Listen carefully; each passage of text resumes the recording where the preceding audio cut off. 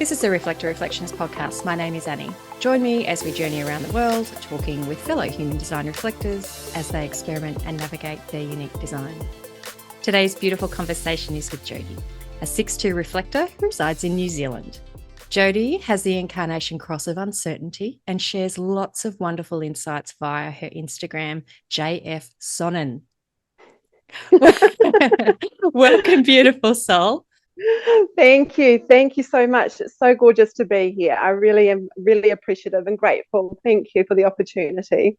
We were having a private little chuckle there because your handle is spelt SONNE. And I asked, is that sun? And you said, no, it's Sonnen. So I got it right. I was proud of myself. Well, as we always do, let's talk about you and your journey with finding human design or human design finding you. How did that happen for you? Would you like to take us back? Yeah, absolutely. So it's probably a good 5-6 years ago now. I really just happened to be online and I was just sort of doing one of those personality tests or something like that. And I came across the whole idea of, human design types. And I thought, okay, I'll give this a whirl, So I kind of answered, I don't know what it was on, what kind of questions, because I had the dates and everything. So I put my date and everything. And it came up with a reflector. And I was like, oh, that's interesting. And then I briefly saw what the types were about. And I said, oh, blimey, like this is 1%, of course, this is going to be me, how can this not be? It just sort of clicked. And then I thought, okay, so what is involved with a reflector? And that's when I was introduced to Interior Creature with Jacqueline. So I absolutely delved into that, and her site just made so much sense to me. I had pretty much an epiphany when I was reading it. I remember it to this day. I was sitting at my auntie's house and she had this beautiful view out into the forest. And I was reading it and I was looking up into this view and reading it. And I was like, what the hell? This is so spot on. And it just, because I was going through quite a lot of stuff at the time, and it just seemed so validating. This is it. This is what I've really been feeling. And why haven't I come to that? Because I was already on a bit of a journey, I was already on a bit of a self-discovery kind of journey, but it just seemed to be more concrete and going, yep, this is it. I feel it. This is what I've been trying to figure out. And from that day on, I've just been totally love it and love all the bits and bobs for it. And it was that. So I think Interior Creature, that's a little shout out to you. It's that was wonderful. And you're saying it just all made sense. Did you go like most of us, where obviously you went down the rabbit hole of wanting to learn more, but that journey back, which we seem to go on, that journey back, as you're saying, you're going through, a shift anyway, but taking that time to go back into your childhood and looking at your whole life. Did you? Well, for me, knowing what I know now, I will obviously make reference to things, but it's, this is about 6 years ago. So I was in the middle of being on the roof with my second phase. So I had already been withdrawing. I had already been sort of sorting out my first half, working through all of that and trying to find my ground with what I knew was now not correct for me, but yet I'd been living this incorrectly for quite some time. So when I looked at that, I was like, okay, the concrete part for me was really about the relationships I was having at the time. So knowing now that a reflector, I was constantly questioning why was I feeling the way that I was feeling, and so much frustration for it. I just was like, why am I feeling like this? Why am I so frustrated with it? Why is this not clicking? But yet I'm constantly in my head. And when it's referring to relationships that I had throughout my life, and even at the time of being up on the roof too, I was still making mistakes and going, okay, so something has to change here.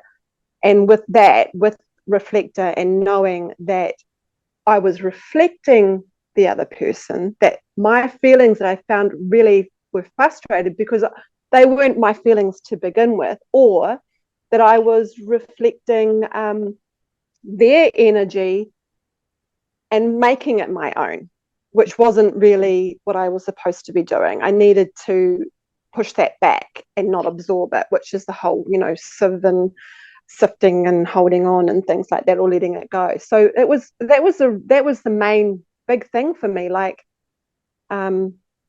these feelings are not mine, and the feelings that I was are theirs. It's my reflection of being in their company, and that just changed everything for me. Like, it totally just rocked my world.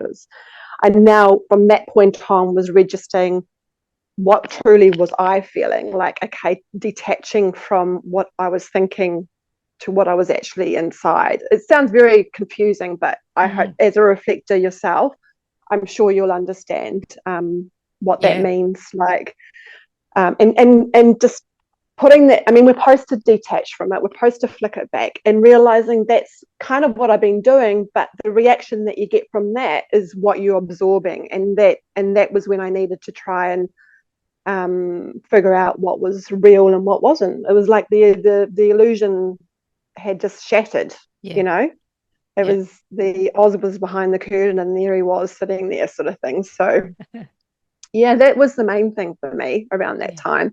And the rest is just fun, like, it's all so fun, and it's just discovering, actually I can connect to that, and I can connect to this, don't know about that one, but definitely this one, and then working through that.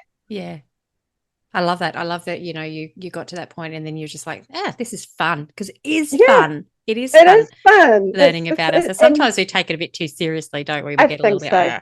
Exactly. We kind of like go, like you said, the rabbit hole, but you got to lift your head up sometimes and go and be reflective of that information.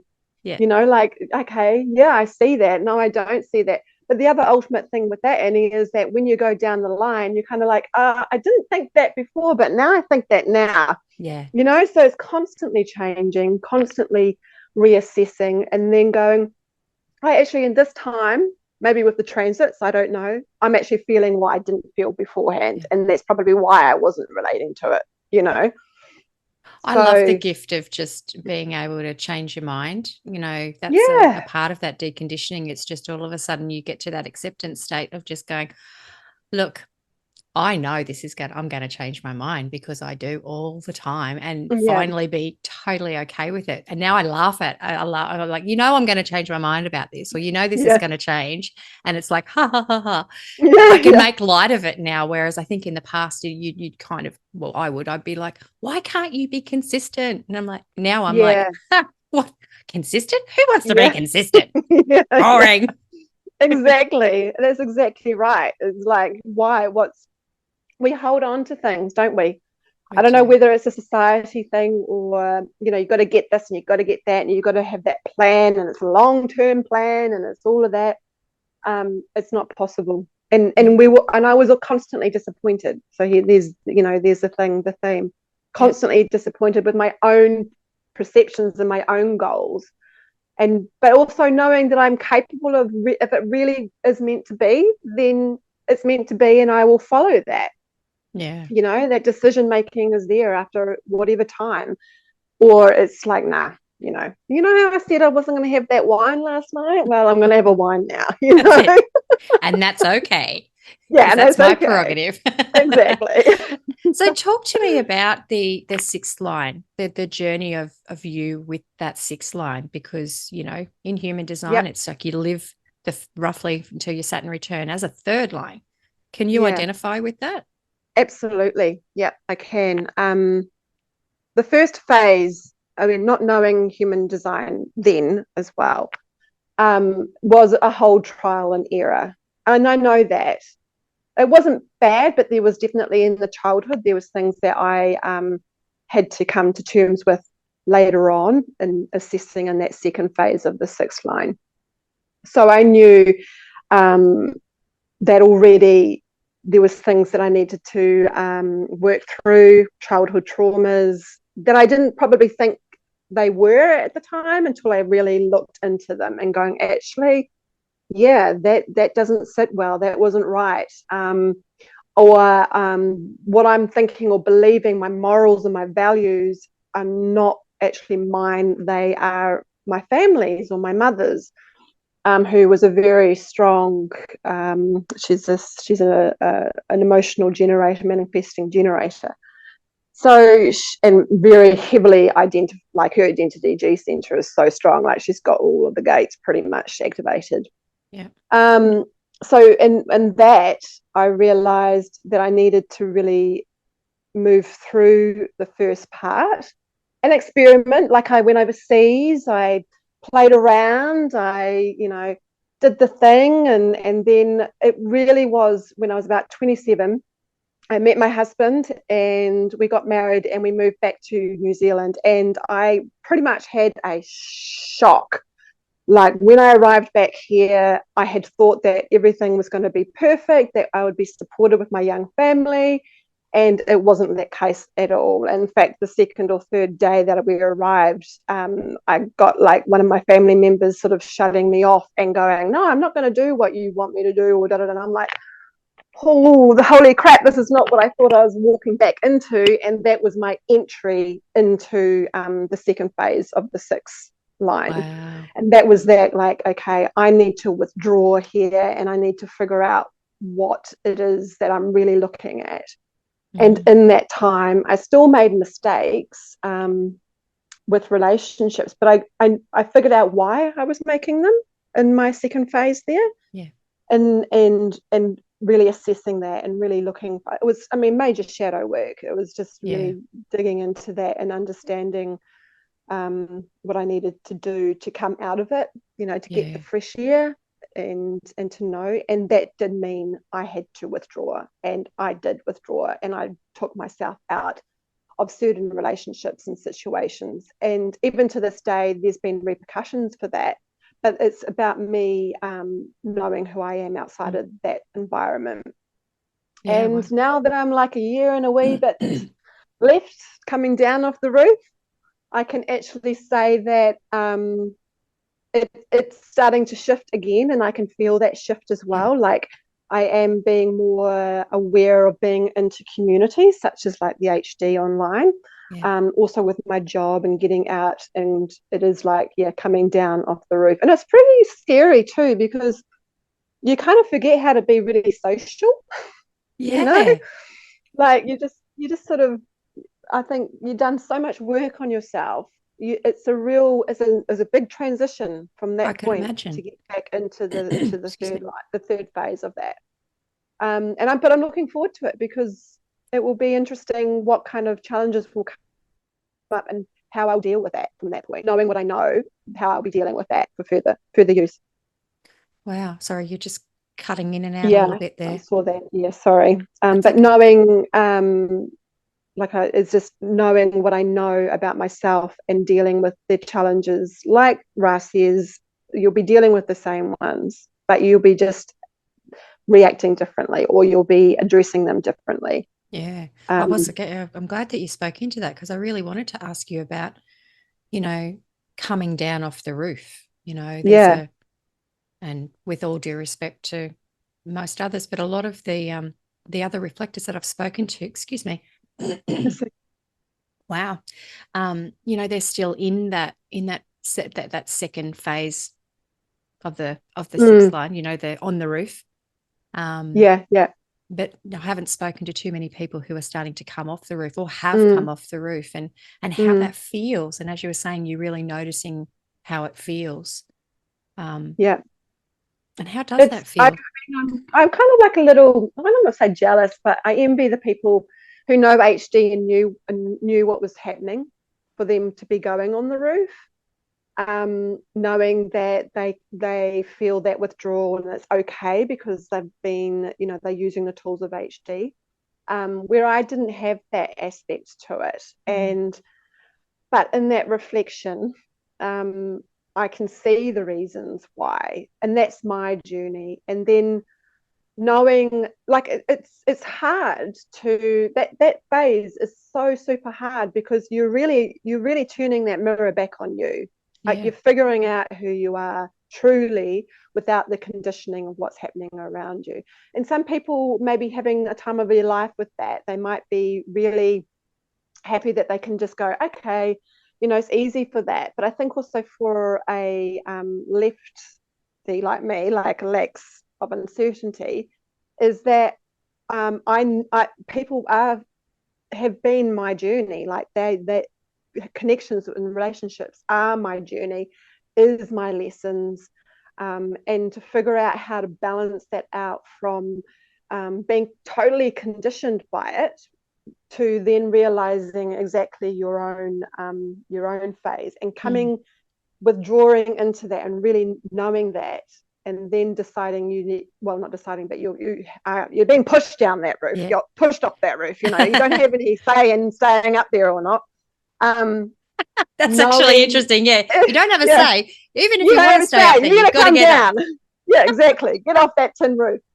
um so knowing all that and being true for yourself, but knowing you are going to be still influenced by other people and environments, even with that knowledge of what you've done in the second phase, it is scary. It is scary because you turn around and you go, oh God, I hope I don't get conditioned by him or her, or I hope this doesn't happen anymore. Like, am I going to be strong enough? Am I going to do it? Yeah. And Yeah. that's the truth of it's like, that's when you need to realize you've got this, you've got it. And that's what I tell myself, it's like, you've got this, and you've got to go with the flow, and you've just got to trust your own process and trust that you will look after you, and know that you've done the work, and you just got to experience it, still Yeah. go through it, experience it. You may be triggered from some of it, but Yeah. you still ultimately have got the tools to come out of that water pretty quickly. Like, Yeah. you can just, it's up to you, isn't it, at the end of the Yeah. day? I love that. It's so true. Just stepping into your role modelness now. Yeah, I suppose. And Just, that's such a funny word, role model, isn't it?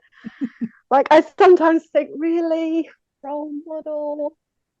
I don't know. I don't know whether it sounds kind of pretentious or something, but I think it. I actually like it because, from what, even what you're saying, and my eldest daughter, she's a 6 too as well. And Mm, I've watched her, she's obviously just entering into her first Saturn return.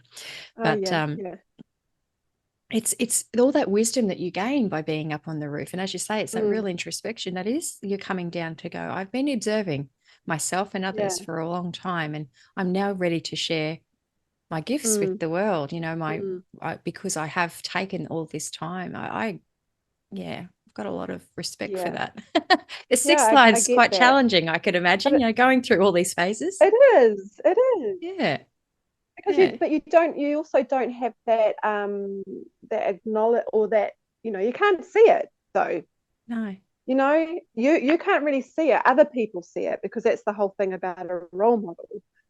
So, and also the hermit, which is the two. So yeah, I do need to, people need to tell me, like, I yeah, really need that acknowledgement to know, actually, you did that, was really great, or that was, whatever, but I'll do it this way, or that's fine, but yeah. it needs to be spoken. It needs to be understood, to know that, okay, that's what's happening, that's what I have been doing. Yeah. How does that second line work for you? Do you find it's something interesting that I've noted that when we get a little bit older, we really do, well, I found in my experience, I identify a lot with my first line, with my unconscious Mm, lines. How mm. does that second line feel for you? Yeah, I understand it. Like, I do understand the reason for it. um the two is in my unconscious, and both of it's 55 and 59, and that's distrust, and also shyness. So I understand why I need those mechanisms in the past, now that I know about it. It's to safeguard my body and to keep me safe, which is my lacks, again, of uncertainty, but also my innocence and my sense, which is security. So I know the reasons for it, and now that I know that, I can be okay with being by myself, or distracting, or going to a walk without other people. And my family's very, like, my family now is very, very much okay with that. And in fact, my husband says, go for a walk, go and do this, go and do that, go and sit in your room and meditate, go and journal write, or something like that. He knows what's good for him. See, he knows. He does. But it's really hard for him. He himself, being an emotional generator, he can't get that. He needs to be on the go. Like, he does need to feel like he's on the go. And I have to be honest, I do sometimes feel slight pressure from that. Going, okay, I need to keep up with him and da da da da. But I also know that that's also how people pull things out of me as well, or pull the experience out of me. So there's that nice little balance. But with talk to me about your family. Like, you want to share your family dynamics? Yeah, absolutely. Yeah. So my eldest son is a projector 6-2. Yeah. So I'm already seeing the that third line coming through with him. And what type of projector is he? He's an emotional one. Yeah. So again, he to sort of give him the wisdom, or give him the foresight to say, you are going through something here, honey, but you got to get through that wave, and you need to just don't react. I try to tell him not to react straight away, like give him the time to sit with his feelings, and it's okay to be with his feelings, especially when they get really riled up, or emotional, whatever. It's like just feel it first before you react, and you'll know what's the best thing to do. And he's a projector, so he's very much about the other, and I can see that very strongly in him. His cross is distraction. Mine. So there you go. I'm a cross of distraction. Yeah. I know how that works. So, I'd like to hear more about that for future reference. Yeah. And then there's my daughter, who's a sacral generator. Yep. So and she is a 3-5. I've got her right in here. She's a 3-5. So she's tension. She's the cross of tension, and she's definitely that. She really pulls it out of you, and she puts it on you. But you have to engage with her, and you need. But what she is she is furthering the tribe. Like, I can see that with her perfectly, and she's also very much academic, where my son is very emotional. So she thinks she's quite logical. She's quad 4, so quad left. So she's very much that. I love the cross of tension. Very interesting. The cross of tensions are really interesting incarnation cross, because it's like they literally have to just sit there just right. And I always like to think of it like tuning the strings of a guitar or a violin, and it's like, if it's too lax or it's too tight, it's got to be just right. That tension in and out. It's just, my 3-5 generator daughter has cross of tension too, so I can see that playing out with. She just got to just be on the edge all the time. It's interesting watching them. It's very interesting watching them. She is also, it's funny, like, the one thing I really remember about sacral generators, or learning about them, is the whole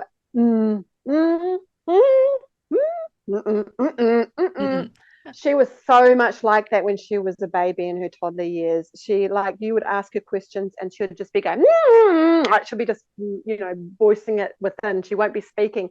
And I literally remember saying to her, okay, without knowing of HD now, that is a different matter. And I tried to push her to do more sounds as opposed to her words. But I did condition her a wee bit of saying to her, you need to use your words, sweetheart. Nobody's going to hear you or understand what you're saying if you were using your words. But it was such a big thing with her, and now knowing with HD as I do, it's quite funny how that's all kind of aligned with that. Yeah. My eldest, I they were not raised into the lens of human design at all, but my little ones, my youngest ones, they've been pretty much their whole life raised through the lens of human design. Yeah. And I've got a manifesting generator son, and he doesn't have those sacral grunts and groans. His is always, yep, nope.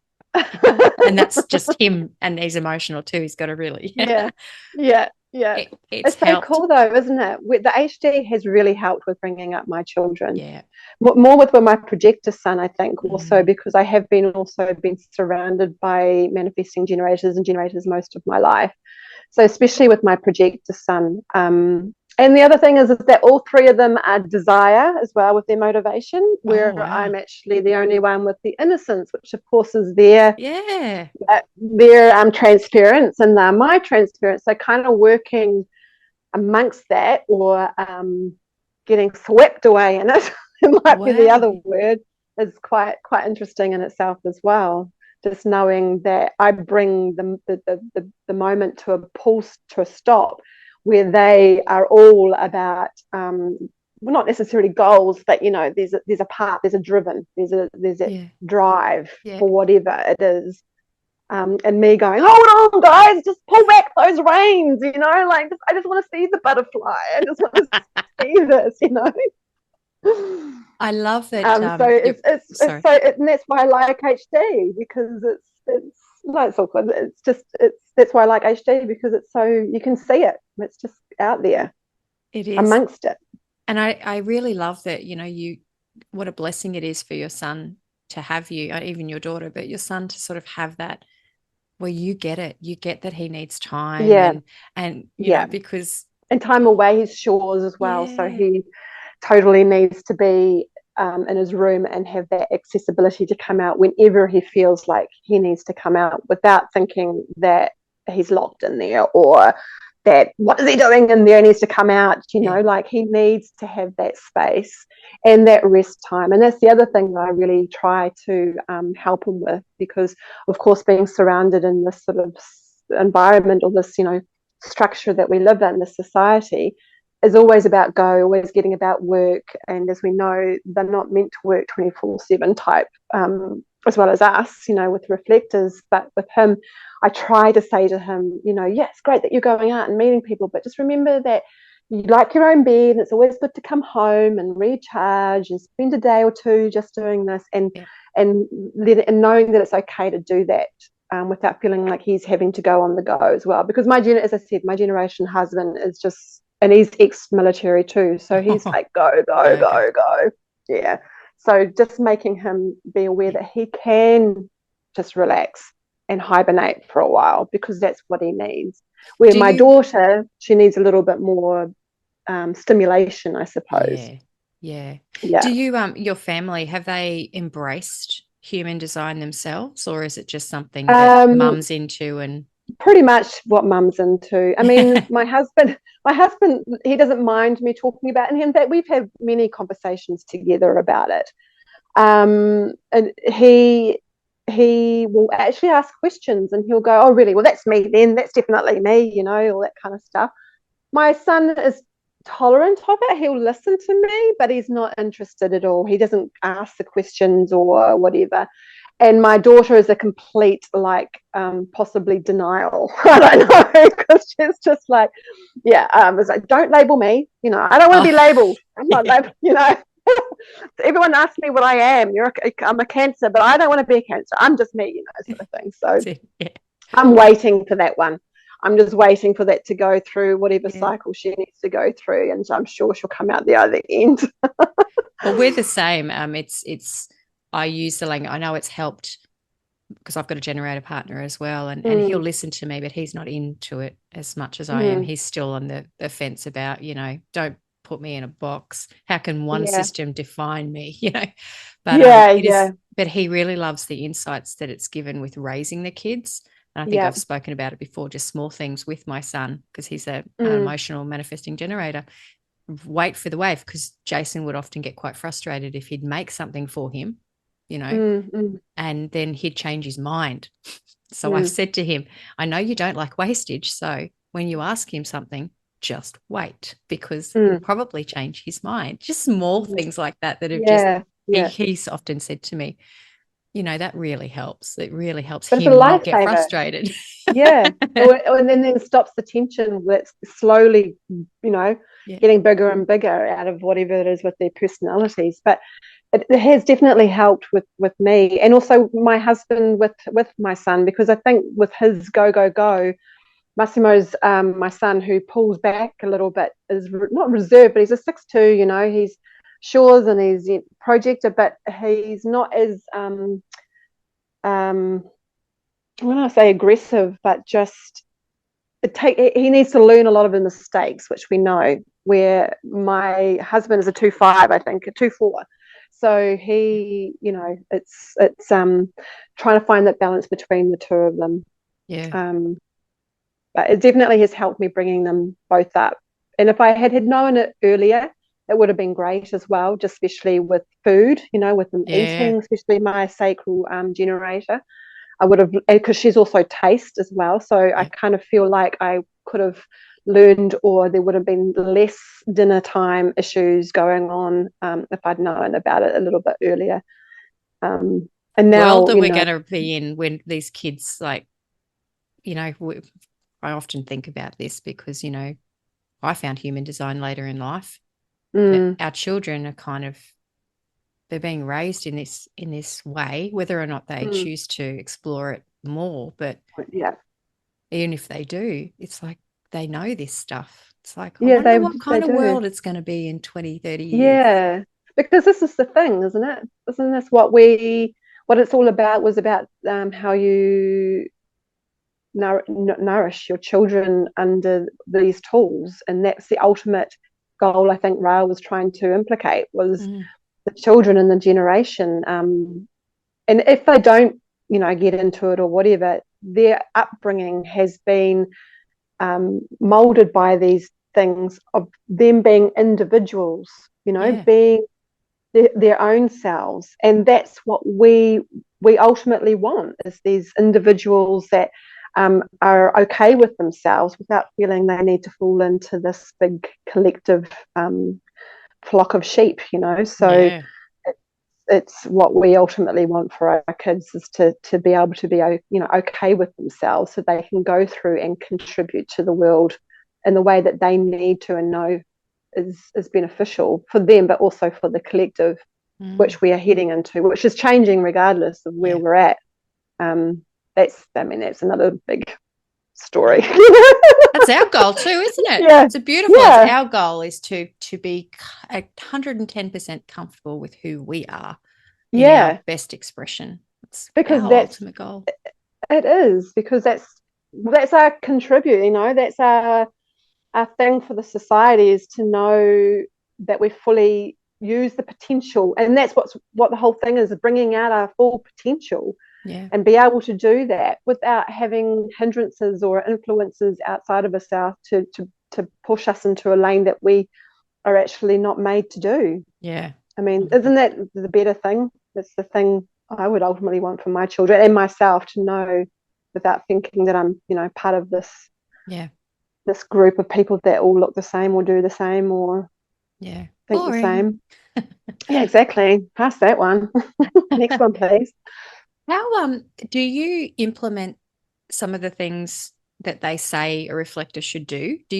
How does your daily practice look? Do you wait the lunar cycle? Do you sleep alone? Do you Um, subscribe to all those things? I did try doing the sleep alone thing. I think I've been together with my husband too long to do that, and I do need him near me to be able to sleep. Um, and I think I get enough alone time during the day, or when I can source it to be alone, is enough to feed me for that, to be in my own aura. Maybe less days and sometimes, but more on other days, depending on what's happening. I do follow the moon, and I always have had a connection with Mother Earth and the cycles and the transits. Not so much with the horoscopes as such, but definitely felt influenced by the planets big time. And that's another reason why I fell deeply with human design, because finally it was saying, actually, you are a reflector and you are influenced by these energies. And that's why it makes so much sense that Mercury is in this, or Saturn or Jupiter is in that. And with the moon, it's something that I've always knew inside of me, that I had this very potent feeling of cycles, of patterns, as a woman as well. The cycle of menstruational periods and everything, just knowing that we are so incredibly connected, and to think that we're not would be incredibly naive of us to think that, and egotistic in some ways, because we're such small animals, like we really are. And we are part of this. There's no denying that. No. So it's always been strong. It's always been strong. I mean, I love the idea of Mother Earth and the Mother Goddess as well. Yeah. I'm very much into that, into the archetypes of other things like Yana and Venus. I mean, I thank her for getting me and my warrior man together. We met in Australia, married in a place called Venus, Port of Venus, under the Venus star, on a Friday. So, Wow. it's that's always been part of me, and I know that that's integrated, that's spirit, that's 55, and I can't, it's not something I can let go, because it won't be able to let go. It's just there, this part of me. I love that we go back and we look at that, don't we? And we've when we are, what am I trying to say here? When we are in our true natural expression, when we look back in our lives when we were younger and in our true happiness, we were naturally always doing this anyway. We've always been reflectors. Yeah. We've always known how to do it. We just kind of get a little bit like caught up. Were doing it. We were doing it. But it's the conditioning, isn't it? Yeah. It was the conditioning. It's what differentiating what is mine and theirs, I think, is the biggest thing. And knowing how to then learn to detach from that, and to just let it bounce off you, and use your sampling aura and go, I'm feeling all this, but wait, when I get home, lie on the couch, spend some time just fusing through that, I'm going to feel better, or I'm going to feel more relaxed, or et cetera, et cetera. So understanding that, knowing that, is a big thing about being reflected. But we did know that. We were influenced by the transits and the programs, like, I don't know about you, Annie, but I remember seeing people and going, I literally remember thinking, gosh, she's so fake. Why is she so fake? I don't understand. Her words are not matching her body language, or vice versa. And why is she saying that when it's so obvious that that's happening like that, or he or she or whatever? I learned distrust very early in life. I just what you were saying then, that was, I felt that too. It was very much I distrusted people, because at a very young age it was just like, but why would you say that when you don't feel that? Or why would you, and family members and stuff. So I learned to avoid people very early. I just realized that then. I was like, oh wow, deconditioning, it never stops. It's always there. It's like, oh, it just dropped into me as you were talking. That's the whole confusing thing, isn't it, though? Is how a conditioned reflector is that you've somehow gone up here and gone, what, am I really seeing that? I'm doubting myself. They're either gaslighting me or manipulating me, and I'm like, maybe it is me, or maybe it's them, or what, did I really see that? And the doubt that comes through, and and maybe ending up not trusting yourself, and trying to learn to trust yourself again, knowing that actually what you're feeling is true. That's Reflector 101 deconditioning, isn't it? Learning who we are. It's like you got to scrape away all of the layers to go. Absolutely. And I love it. You said that earlier in there when you're speaking about your mum, and I use that a lot with clients as well. Just having that, throwing it back, like if something comes into your awareness of whose voice is that? Is that my voice, or is that my mother's voice, or is that my father's voice, or is that my teacher's voice that drummed stuff into us? Or you say something and you go, holy shit, that didn't feel right. That's not what I was meaning to say, and it came out really wrong. And knowing that it's and the other thing is knowing that it's okay when you make that mistake, because you are deconditioning and you are learning what your true voice is, and knowing that whoever you're with, or wherever you are, is going to change again anyway.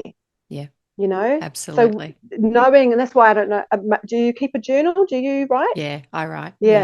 So that's the thing I think is really important. I've kept journals since day dot, and that's where my true voice is, and where I can actually get it out and go, actually, yeah, this is it. This is it. Do This you is know, this is what I am. it's so interesting. And again, wow, I'm having all of these like these thoughts drop into my head just having this chat. I love it because it's Mm, like, wow, my father is a reflector. mm, And my journal entry writing is very like sporadic. Like I go through phases where I'll document things and then it might be a couple of days and I don't, and then I'll just write something. I have too many journals and then, mm, and then I go, mm. which one was I I writing in know, again? accumulated. Yeah. Or I draw squiggles Or and at the stuff. same time.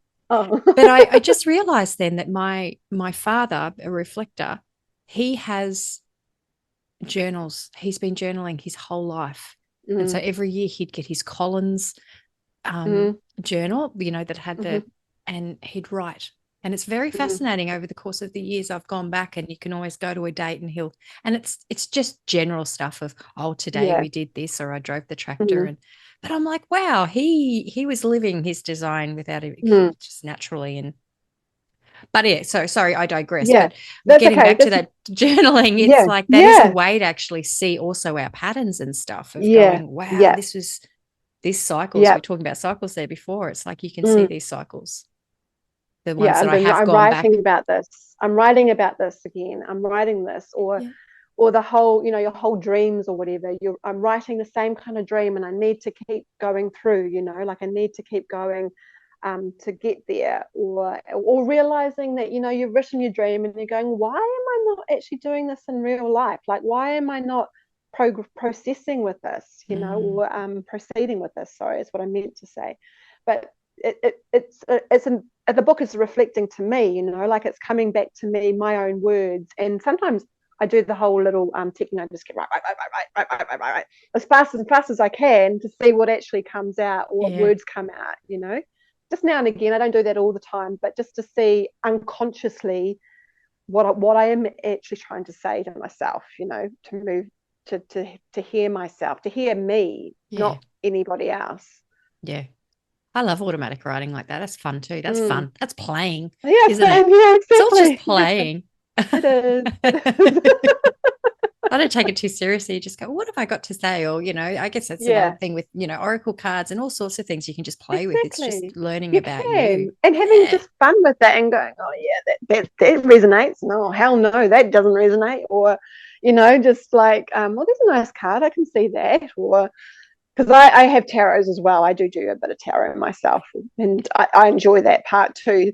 Although I had a love-hate relationship with it when I was younger. I did sort of think, why is this card keep popping up all the time? I'm like, I don't like it. I'm moving away. And I actually remember burying a deck once in the sand at the beach as a ritual to go, I'm not going to fall for this. Like, this is not real. That's hilarious. You And I buried it. regret now burying that freaking tarot deck because it was one of my favorites. I think I Somebody might have dug it gone up. back. Or Oh, it's well, I just, was just going to say, I tried to figure out which place I did it to try and to dig it up. But no, I lost the place. I don't know where the hell it is now. it's But so I probably bought myself pulp, another one. Yeah, probably. just paper pulp. It's no Yeah. more. It's gone into the earth. It's now cinders. The That's it. waves have took it. How poetic, It's returned. It's Yeah, returned from where it was yeah, formed. exactly. On to the next. Oh, uh, yes. do you, Jody, have any advice for people just finding out that they are a reflector? What would your I think the first thing when you said that, I don't think a lot of people like the idea that they're a reflector. That's just the senses that I've got, that when they find out they're a reflector, they freak out or they don't like it or they don't resonate it with it. I think because everyone really does think that they need a definition, that they need something to hold on to, an anchor. mm, And with being a reflector, you don't. It's showing you that you don't. But in the depths, in the depths you do. And finding that depth, finding your motivation, hanging on to the profiles and knowing that these are anchors, but your transits are also what makes you in different times and what's been highlighted. Yeah. And it's not all about HD too, it's not all about being a reflector. There's so much else out there as well. It's a tool that helps you understand yourself, but deep down you'll all know who you really are. Yeah. It's just learning it. Yeah. Yeah. I love You that. just It is a learn tool. it. Yeah. It's a wonderful one. And I haven't been on one this long. I mean, it's been nearly 6 years. I usually filter through things. Yeah. I just go, okay, that was interesting, move through. As I said to you earlier, astrology never really was my key. I could never kind of comprehend Pisces and house or whatever. Now I can connect a little bit more with the gates and especially with the rave and everything and the godheads. But even that I moved through. Crystals I moved through. But HD has stuck because there's so much truth to it and so much to learn from it. And not just about you, but about other people Yeah. in your life and how you can navigate around them.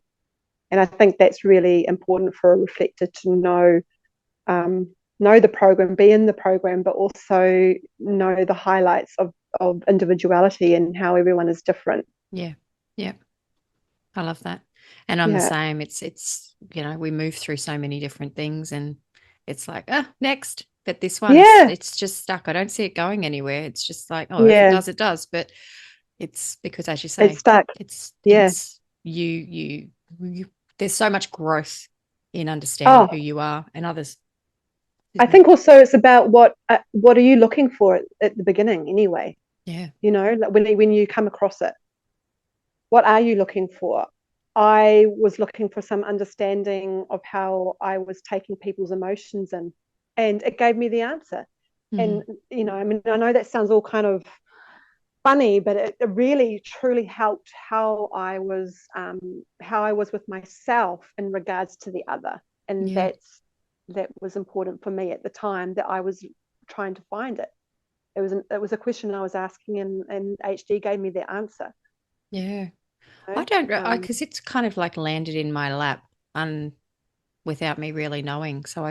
But I think if an underlying, I was kind of seeking more of, well, who actually are you, Annie? Mm, There was probably mm, always that question, who are you?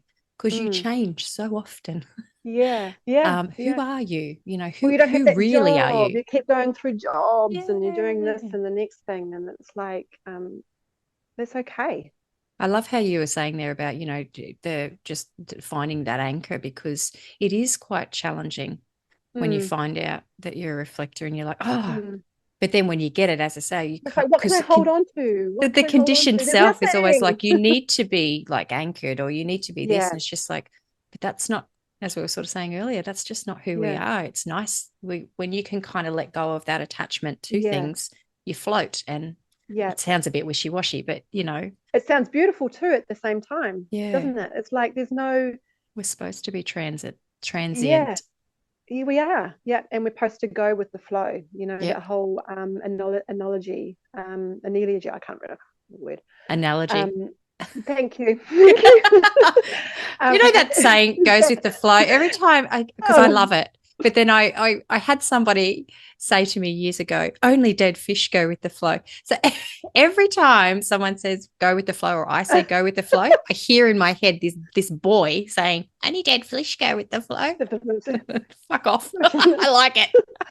I used to hate it. I hated it. I was like, what do you mean? Do I not have a say in this? Like, do I have to go with the flow? Can I just stop here? No, I'm not, I'm stopping here. And that's when I'm thinking about the analogy of the stone and the river. Yeah. Like the stone in the river, it's all moving past you. It's in the flow, but you're still the stone. Yeah. It's Yeah. not necessarily you're the flow, you're just in the flow, You're in the you flow. know. Yeah. Yeah. You're in the motion. You're in there. It doesn't mean that you're getting carried away, Yeah. like it's not that you have any say or control over it. It's, but sometimes you don't have control. We could have a whole podcast about sayings and getting Yeah, into the ins and outs of sayings. How fun would that be? Now, we're talking about this saying. All the sayings. Make a book. Ever since, Google, ever since Google, mean? it's just like you do. Google's like that now all the time. We find ourselves in this household often going, wonder where that saying came from. And before we know it, one of us is yelling at, "Hey Google, where did the saying?" And then we learn. It's just like, wow. Yeah. Information is so readily available to us. Oh, it's like with my Italian husband. My God, how much sayings he's got. They have got thousands of sayings that do not compute to the English language, and it's like, what the hell are you guys on over there? Like, there's so much. What does it mean? And then he'll tell you, because he's a sailor and he's the ex-sailor, so of course all those sayings are all pretty much drenched in his being. But it's like, we don't have that one here. That one's not here, but we do have that one. Do your children speak Italian? My son, his first language was Italian, but he was 2 when we moved to New Zealand. Yep. And I think just with me not being an Italian myself, I think it was just easier for them to understand English. And he kind of lost it, my son, because he was born in Italy. But my husband, Andrea, he speaks it all the time when he's on the phone. We have private little conversations in front of the children. So you speak Italian? I can parlo un po', poco. But poco. But it's so funny because him and I will be going blah, blah, blah, blah, and then my daughter will be going, "What are you saying? What are you saying?" And then like 5 minutes later, she's like, "I know what you were saying," because she's gone on Google Translate and something like that. So there's one way that they're learning. That's tricky. That is tricky. But I think if my son went over to Italy and he stayed there for a while, I think he would probably pick it up pretty quickly. I think it's something that it's like a hidden gem that he'll be able to discover or uncover if he was amongst it all again. But it's all good. It's just the way the cookie crumbled. There's another saying. Yeah, Google that crumbled. Oh, Jody, thank you so wonderful. much. Yeah, this has absolutely. been such a great chat. I've loved it. We'll have to reconnect again soon, and I don't know. You never know where it's going to go. But thank you so much. We could do lots of things. No, I really, really enjoyed myself, and thank you again so much for having me on. I've totally enjoyed it, and the experience was definitely worth it. So, and I love what you do, Annie. You're bringing it all out. There's so many more reflectors out there for you to discover and bring out on the show. And we need to learn from us all. So well done to you. Well done to you.